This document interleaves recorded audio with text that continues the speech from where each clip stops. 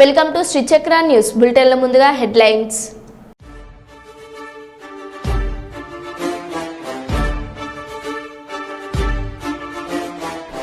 ఆంధ్రప్రదేశ్ తెలంగాణలోని వరద బాధితులను ఆదుకునేందుకు ముందుకొచ్చిన బాలీవుడ్ నటుడు సోనూ సూద్.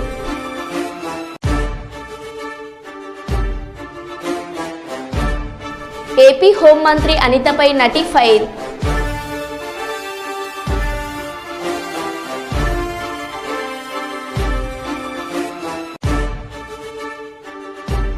హైదరాబాద్ మల్లాపూర్ పారిశ్రామిక వాడలో భారీ అగ్ని ప్రమాదం.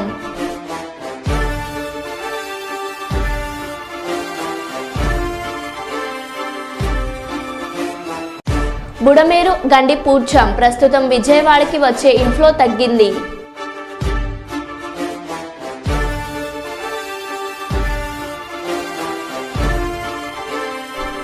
అక్రమ నిర్మాణాలపై కొనసాగుతున్న హైడ్రా దూకుడు, అధికారులకు మడుపులు ఇచ్చామంటున్న మహిళ.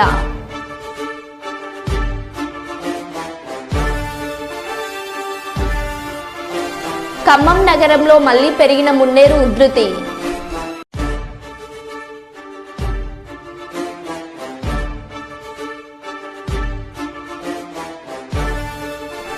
బయ్యారం చెరువు తెగినట్టు వస్తున్న వదంతులను నమ్మకండి, ఎస్పీ సుధీర్ రామ్నాథ్ కేకన్.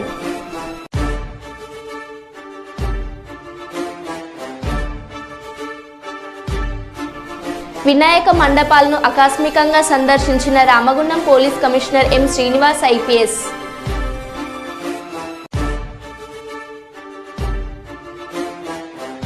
ఇక వివరాల్లోకి వెళ్తే, కర్నూలు నగరంలో వినాయక చవితి పండగ సందర్భంగా వినాయక మండపాలలో ఓవైపు ప్రజలు, మరోవైపు రాజకీయ నాయకులు వినాయక స్వామి పూజల్లో నిమగ్నమయ్యారు.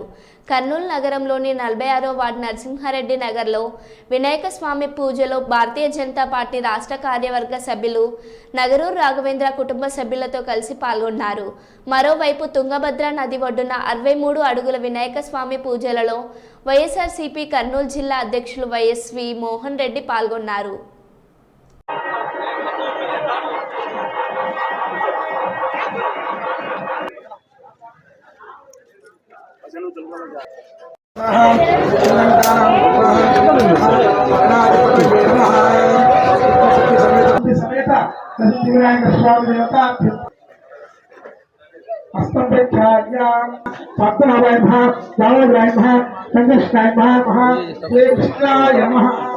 యజమానస్య దేవతాభ్యో నమః.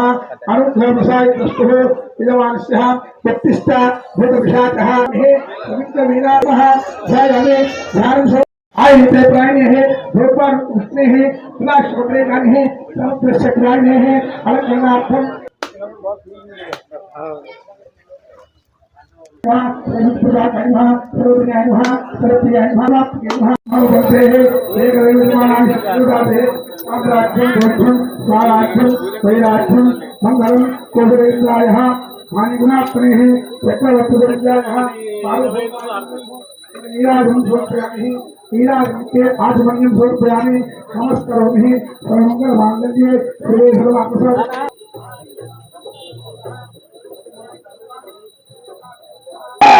गणेश महाराज के गणेश महाराज के मानस देवता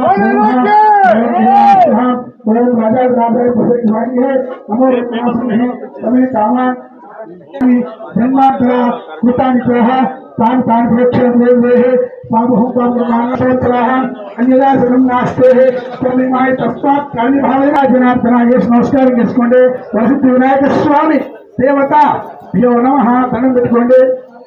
సంకల్పితః సకల కార్యః ఫలసిద్ధిరస్తే సర్వే జనా సుఖినో భవంతు. గణపతి ప్రసాద సిద్ధిరస్తు.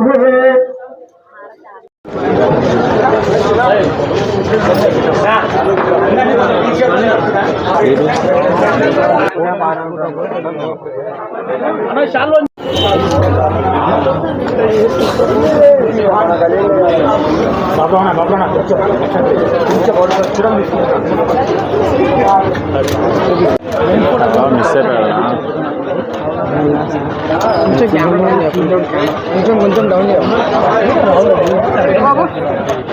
बोलो बोलो बोलो गणेश महाराज के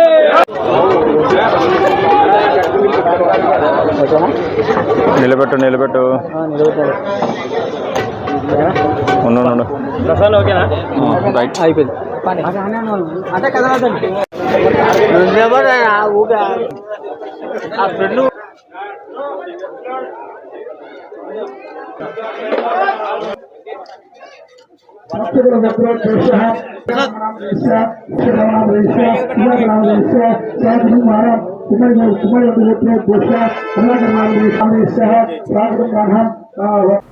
గుంటూరు జిల్లా పొన్నూరు పట్టణంలో ఇటీవల సంచలనం సృష్టించిన బంగారం షాప్ దొంగతనం కేసులో ముద్దాయిలను పొన్నూరు పట్టణ పోలీసు వారు చాకచక్యంగా పట్టుకొని కేసును వేధించారు.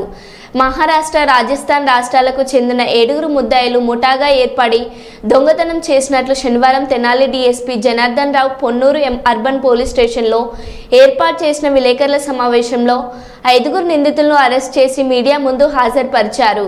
నిందితులు ఉపయోగించిన కారును దొంగతనం చేసిన 21 లక్షల విలువ గల 24 కిలోల వెండి వస్తువులను 6 సెల్ ఫోన్లు స్వాధీనపరుచుకున్నారు. సమావేశంలో Ponnur urban CI Ravikiran, crime party station సిబ్బంది పాల్గొన్నారు. పట్టణంలో అబ్దుల్ సలీం ఆయన ఆయనకి silver shop 1 gram gold shop ఉంది. 4వ తారీఖు నైటు అంటే తెల్లవారిది 5వ తారీఖు ఆ రాత్రి ఆయన షాప్ షట్టర్ కొంతమంది దొంగలు షట్టర్ పగలగొట్టి ఆయన షాప్లో ఉన్న ఈ వెండి సిల్వర్ ఆర్టికల్స్, చిన్న వస్తువులు సిల్వర్ ఆర్టికల్స్ దొంగతనం చేసి ఒక ఫార్చునర్ కారులో వెళ్ళిపోవడానికి ప్రయత్నం చేశారు. వారులో 3 కారు ఎక్కలేని పరిస్థితిలో మా పోలీసు వారు పబ్లిక్ వెంబడి పెడితే 3 ఎక్కడే కారు ఎక్కకుండా ఆగిపోయి పారిపోయారు. మిగతా 3 కారులో వెళ్ళిపోయారు. ఈ కారులో వెళ్ళిన క్రమంలో మేము ఆ పారిపోయిన 3 కూడా మేము ముందు అరెస్ట్ చేసాం. పొన్నూరులో వాళ్ళు ట్రైన్ ఎక్కి వాళ్ళు అనుకున్న ప్రదేశం తిరుపతి వెళ్ళి తిరుపతిలో వాళ్ళని కలుసుకుందాం అనుకున్నారు. ఆ 3 మనం అరెస్ట్ చేసి వాళ్ళని విచారించిన క్రమంలో ఈ మిగతా 3 ఈ వచ్చిన ఫార్చునర్ కారుతో తిరుపతి దాటిన తర్వాత ఒక ల్యాండ్ మార్క్ పెట్టుకున్నారు. అక్కడ ఉంటామని చెప్పారు వీళ్ళకి. వాళ్ళ ఆ విచారణ క్రమంలో మనకు అది తెలిసి మనం వీళ్ళు తీసుకొని వెళ్ళి వారిని కూడా అక్కడ అరెస్ట్ చేయడం జరిగింది. ఈ క్రమంలో ఈ దొరికిన ముద్దాయిల్లో ఈ గ్రూప్కి మిఠాలాల్ మాలి, మిఠాలాల్ మాలి అని అతను రాజస్థాన్ ఇతను రాజస్థాన్లో పనిచేసేవారిని ముంబైలో అందరూ ఒక గ్రూప్గా గ్యాంగ్ ఏర్పాటు చేసుకున్నాడు. దొంగతనాలు చేస్తూ ఉంటాడు. చేసి ఎక్కువగా అతని ఎంఓ ఏంటంటే మోడస్ ఆపరెండి సిల్వర్ షాపులే టార్గెట్ చేసి దొంగతనాలు చేస్తాడు. ఈ క్రమంలో వీళ్ళు కారు డ్రైవర్తో పాటు మిగతా 6 కలిపి పొన్నూరు వచ్చారు, దొంగతనం చేశారు. 3 పారిపోయారు. కాబట్టి ఆ దొరికిన వాళ్ళు మనకి ఇచ్చిన సమాచారం ప్రకారం వీళ్ళని మనం చంద్రగిరి సమీపంలో పట్టుకొని కారుతో సహా ఇక్కడ దొంగిలించిన వెండి వస్తువులు, సిల్వర్ ఆర్టికల్స్ సుమారు 24 కేజీలు సిల్వర్ ఆర్టికల్స్ రికవరీ చేయడం జరిగింది. ఈ కేసులో ఈ అరెస్ట్ అయిన ముద్దాయిలు గతంలో 2022లో వెస్ట్ గోదావరి జిల్లా పెనుమంట్ర, గుండి, అమలాపురంలో దొంగతనాలు చేశారు. రీసెంట్గా పార్వతీపురంలో కూడా దొంగతనం చేశారు. ఇవన్నీ వీళ్ళ మీద పాత కేసులు ఉన్నాయి. వీరందరూ కూడా కొంతమంది అరెస్ట్ అవుతారు, కొంతమంది పరారు అయిపోతారు. వాళ్ళ మీద ఆ కేసులన్నీ కూడా పెండింగ్ ఉన్నాయి. వీళ్ళు ఎక్కడే కాకుండా మాకు చెప్పిన విచారణలో చెప్పింది ఏంటంటే కర్ణాటకలో వాళ్ళ మీద కేసులు ఉన్నాయి, రాజస్థాన్లో కేసులు ఉన్నాయి. వీళ్ళన్నీ వీళ్ళు ఒక గ్యాంగ్ ఏర్పాటు చేయడం జరుగుతూ ఉంది. దీంట్లో ఇమీడియట్గా స్పందించిన మా సిబ్బందిని మా ఎస్పీ గారు, ఐజీ గారు కూడా అభినందించారు. ఈ మీడియా తరఫున కూడా మా సిఐ గారిని, వారి సిబ్బందిని అభినందించడం జరుగుతాం.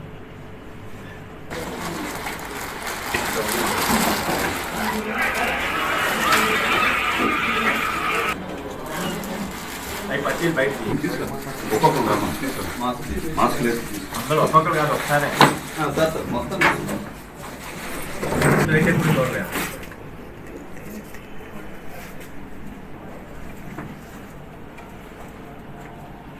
అయిపోతుంది పక్కరా.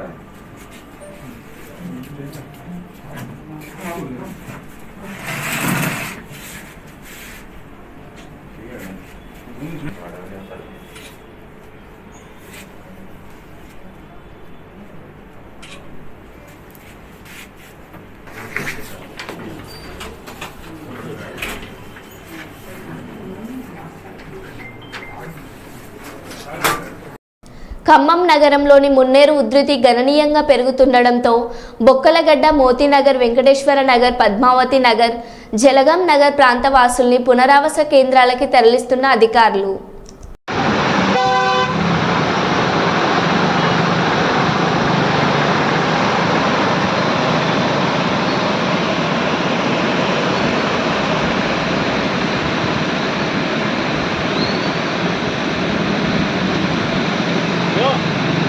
అది తీర్థాలు దాని బంద్ అయిపోయింది. తీర్థాలు పులికలపల్లి అప్పుడు కంప్లీట్గా ఉంటుంది. అది ఎందుకంటే హైట్ ఉంది కాబట్టి అది హైట్ తక్కువ కదా పులికలపల్లి. గణేష్ మండపాల్లో మైక్ పర్మిషన్కు విగ్రహం ఎత్తును బట్టి చల్లాను కట్టాలని ఏపీ హోంమంత్రి అనిత చేసిన వ్యాఖ్యలపై బీజేపీ నాయకురాలు నటి మాధవీలత స్పందించారు. అనితక్క ఏంది ఈ తిక్క?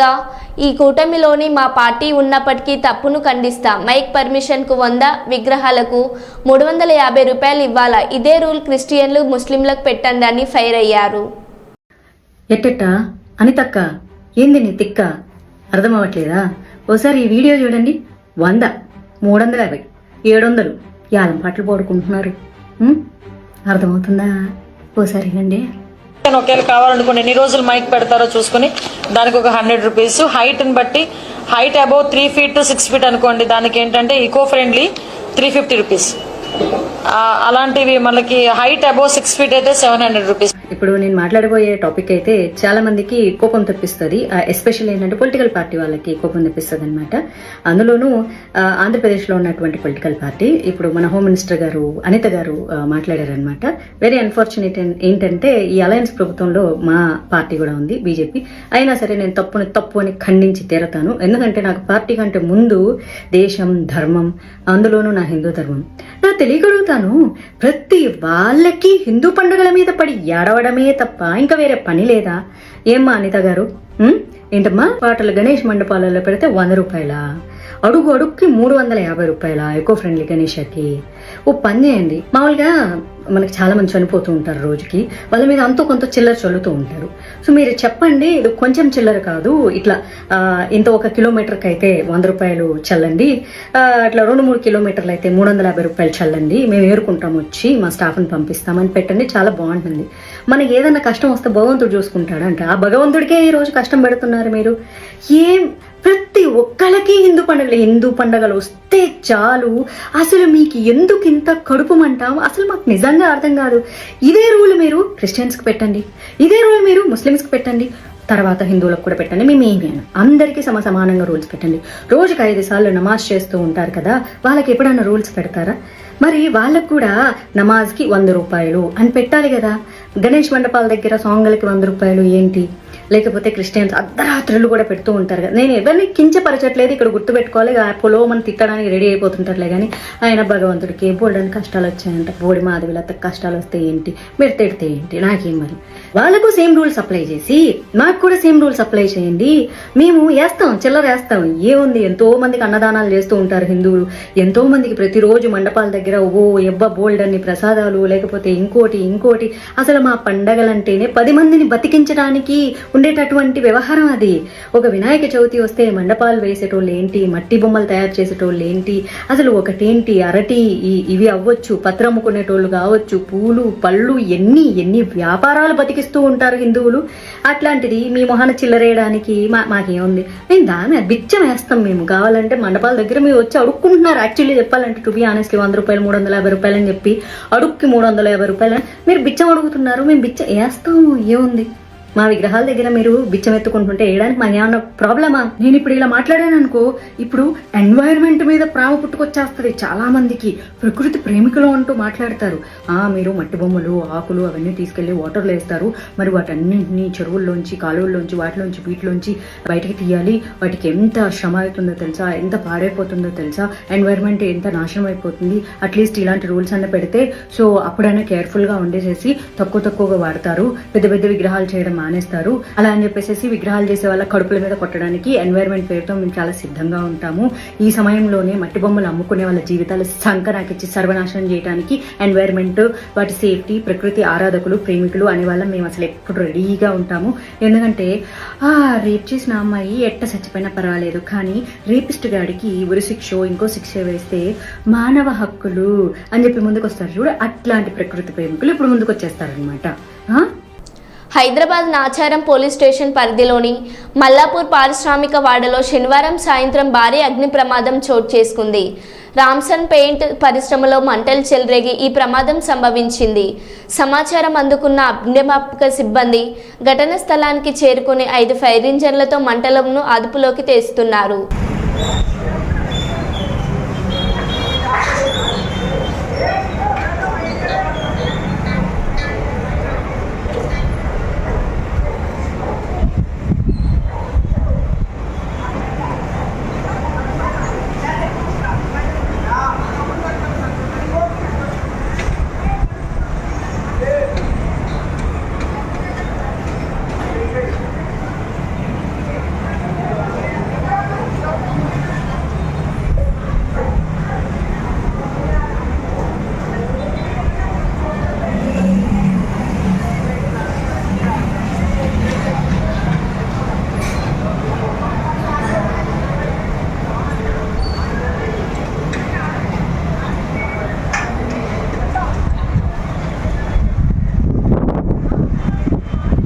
విజయనగరం జిల్లా దత్తిరాజేరు మండలం గడసాము గ్రామంలో శనివారం సాయంత్రం నుంచి ఎడతెరిపి లేకుండా కురుస్తున్న వర్షాల కారణంగా రోడ్లు, చెరువులు, గట్లు తెగిపోయాయి.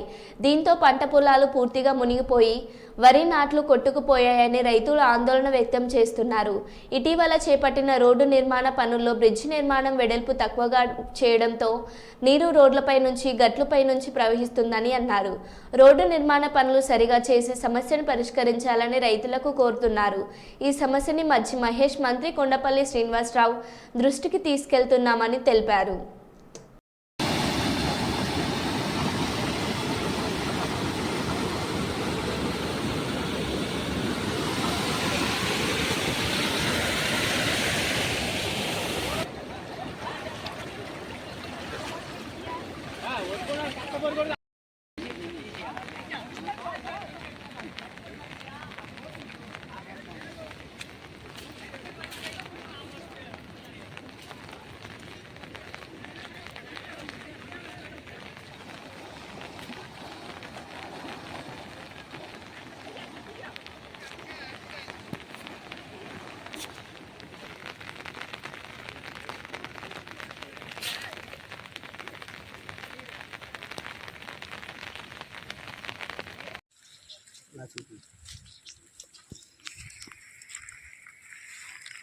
చెప్పు, పంట పొలం మునిగిపోయి అని చెప్పు. అయ్యా, దత్తిరాజేరు మండలం, విజయనగరం జిల్లా.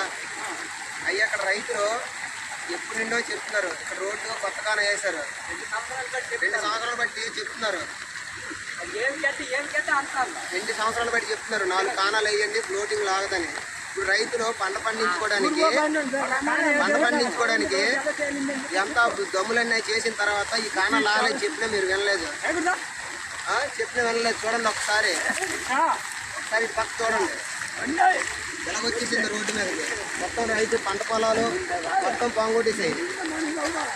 పంట పొలాలు కూడా ముంచేసాయి. అధికారులకి, అలాగే కలెక్టర్ గారికి, ఎంఆర్ఓ గారికి మేము విన్నపం చేస్తున్నాం. మరొక 2 కానాలు వేస్తే ఈ రోడ్డు మీదకి ఫ్లోటింగ్ మొత్తం ఎంత కొట్టకంటూ ఉంటుందని దయచేసి. రైతులు కూడా చాలా ఆందోళన చెందుతున్నారు. ఆ పంట పొలాలు ఎంత పెట్టుబడి పెట్టిన తర్వాత కూడా పంట పొలాలు పోతున్నాయి అనేసి వర్షంతోటి కూడా వచ్చి ఉన్నారు రైతులు. బెంగతోటి, బాధతోటి, డబ్బులు అంతా మదుపు పెట్టి సొమ్ము మా కేటీలాగా జరిగిపోయిందని బాధతోటి మీకు అందరికీ విన్నపించుకున్నాం. గడసాం గ్రామంలోనే ఏం జరిగినా పెడతాం, మీకు కొద్దిగా రెస్పాండ్ అవుతారని మేము కోరుకుంటున్నాం. మరో 2 కానాలు వేయాలని కోరుకుంటున్నాం. కలెక్టర్ గారికి రోడ్డు కూడా చూడండి, రోడ్డు కూడా వచ్చింది, రోడ్డు కూడా తవ్వేసింది. ఒకసారి చూపించండి.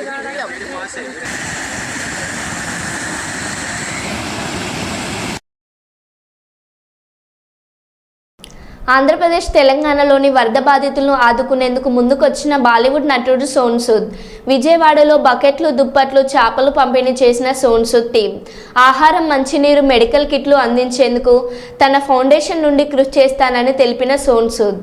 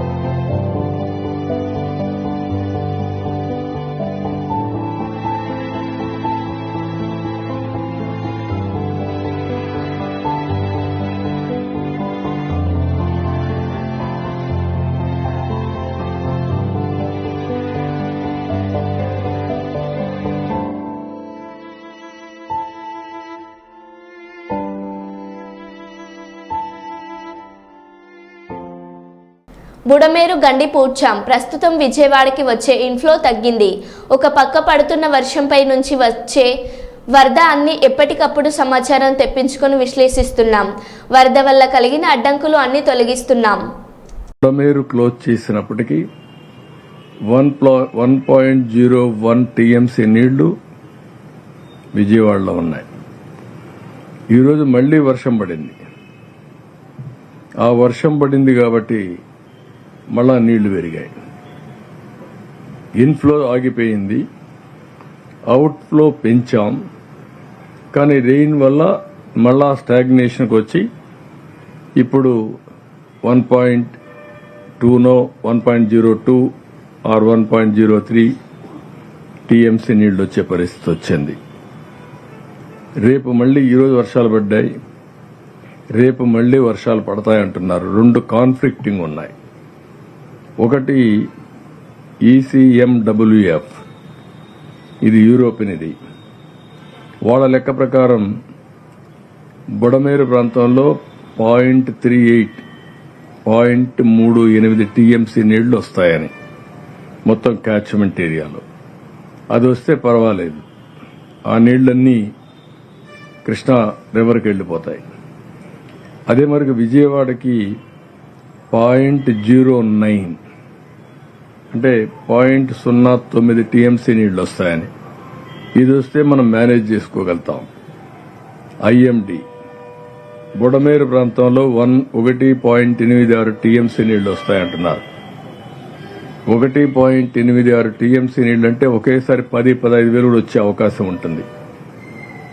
దాన్ని ఏ విధంగా హ్యాండిల్ చేయాలో ఇప్పటి నుంచి కూడా కంటిన్యూ చేస్తున్నారు. బ్రీచ్ క్లోజ్ చేశారు, హైట్ పెంచుతున్నారు, దానికి రాత్రింబగళ్ళు పనిచేస్తున్నారు. మళ్ళా ఒకసారి సమీక్ష చేసుకుంటాం, ఇంకా పెంచమని చెప్తాం. సిటీకి కూడా 0.37 టీఎంసీ నీళ్లు వచ్చే అవకాశం ఉందని IMD చెప్తున్నారు. అది వస్తే కొద్దిగా పెరగవు, కానీ తరగవలసిన నీళ్లు, తగ్గవలసిన నీళ్లు కొంచెం తక్కువగా తగ్గే అవకాశం ఉంటుంది. లేకపోతే రేపు సాయంత్రానికి, ఎల్లుండికి పూర్తి కావాల్సింది. ఇది ఇంకొక హాఫ్ డే అట్లా లేట్ అయ్యే అవకాశం ఉంది. చాలా డీటెయిల్డ్గా రెయిన్ఫాల్ ప్రిడిక్షన్ చూస్తున్నాం. ఇన్ఫ్లో అరికట్టగలిగాం. ఇక్కడ పడే వాటర్ను చూస్తున్నాం, అడ్డంకులు తొలగిస్తున్నాం. ఎక్కడికక్కడ ఈ నీళ్లన్నీ పంపించడానికి ముందుకు పోతున్నాం. కుప్పం నియోజకవర్గం గుడిపల్లి మండలం కుప్పిగానిపల్లి గ్రామానికి చెందిన రామకృష్ణ శుక్రవారం సాయంత్రం ఆత్మహత్యకు పాల్పడ్డ విషయం ఆలస్యంగా వెలుగు చూసింది. బాధితుడు కుటుంబ సభ్యుల వివరాల మేరకు రామకృష్ణ గత 20 సంవత్సరాలుగా ద్రావిడ విశ్వవిద్యాలయం నందు అవుట్సోర్సింగ్ పద్ధతిలో ఉద్యోగం చేస్తున్నారని, విశ్వవిద్యాలయ పరిధిలో గత 13 నెలలుగా అవుట్సోర్సింగ్ సిబ్బందికి జీతాలు ఇవ్వకపోవడంతో అప్పుల బాధ పెరిగిపోయి బతుకు తెరువు లేకపోవడంతో మనస్తాపానికి గురి అయిన రామకృష్ణ ఇంటిలో ఎవరు లేని సమయంలో ఆత్మహత్యకు పాల్పడినట్టు కుటుంబ సభ్యులు తెలిపారు.